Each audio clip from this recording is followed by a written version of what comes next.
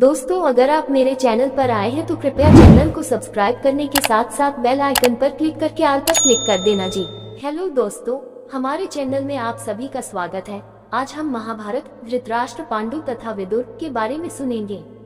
तो आइए दोस्तों सुनते हैं। सत्यवती के चित्रांगद और विचित्रवीर्य नामक दो पुत्र हुए।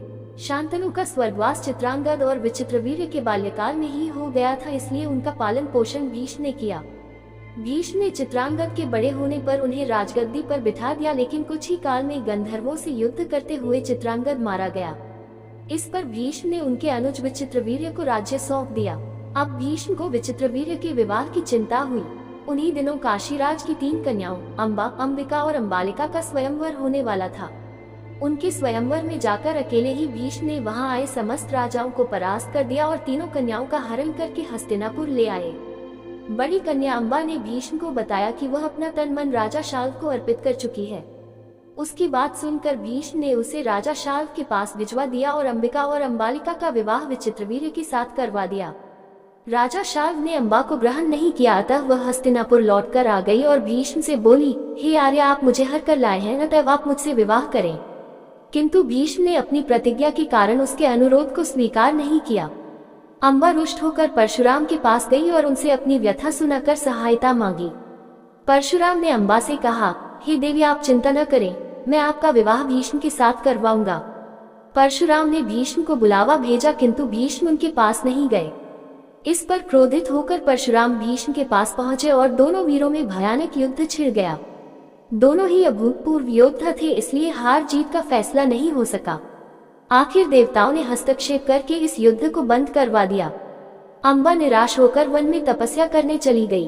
विचित्रवीर्य अपनी दोनों रानियों के साथ भोग विलास में रत हो गए, किंतु दोनों ही रानियों से उनकी कोई संतान नहीं हुई और वे क्षय रोग से पीड़ित होकर मृत्यु को प्राप्त हो गए। अब कुल नाश होने के भय से माता सत्यवती ने एक दिन भीष्म से कहा, पुत्र, इस वंश को नष्ट होने से बचाने के लिए मेरी आज्ञा है कि तुम इन दोनों रानियों से पुत्र उत्पन्न करो। माता की बात सुनकर भीष्म ने कहा, माता, मैं अपनी प्रतिज्ञा किसी भी स्थिति में भंग नहीं कर सकता। ये सुनकर माता सत्यवती को अत्यंत दुख हुआ। अचानक उन्हें अपने पुत्र वेदव्यास का स्मरण हो आया। स्मरण करते ही वेदव्यास वहां उपस्थित हो गए। सत्यवती उन्हें देखकर बोली, हे पुत्र, तुम्हारे सभी भाई निसंतान ही स्वर्गवासी हो गए, अतः मेरे वंश को नाश होने से बचाने के लिए मैं तुम्हें आज्ञा देती हूँ कि तुम उनकी पत्नियों से संतान उत्पन्न करो। वेदव्यास उनकी आज्ञा मानकर बोले, माता, आप उन दोनों रानियों से कह दीजिए कि वे 1 वर्ष तक नियम व्रत का पालन करते रहे, तभी उनको गर्भ धारण होगा।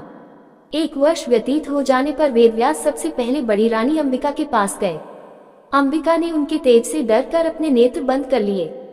वेदव्यास लौटकर माता से बोले, माता, अंबिका का बड़ा तेजस्वी पुत्र होगा, किंतु नेत्र बंद करने के दोष के कारण वह अंधा होगा। सत्यवती को यह सुनकर अत्यंत दुख हुआ और उन्होंने वेदव्यास को छोटी रानी अंबालिका के पास भेजा। अंबालिका वेदव्यास को देखकर भय से पीली पड़ गई। उसके कक्ष से लौटने पर वेदव्यास ने सत्यवती से कहा, माता, अंबालिका के गर्भ से पांडु रोग से ग्रसित पुत्र होगा।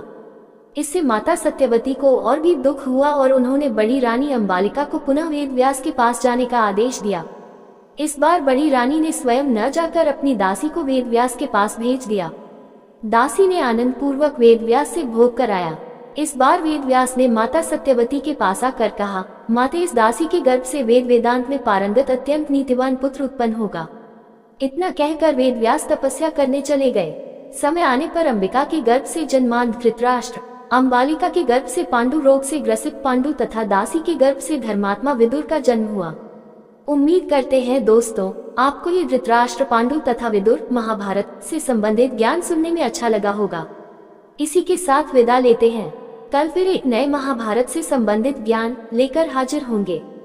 तब तक सभी दोस्तों को जय श्री कृष्णा जी।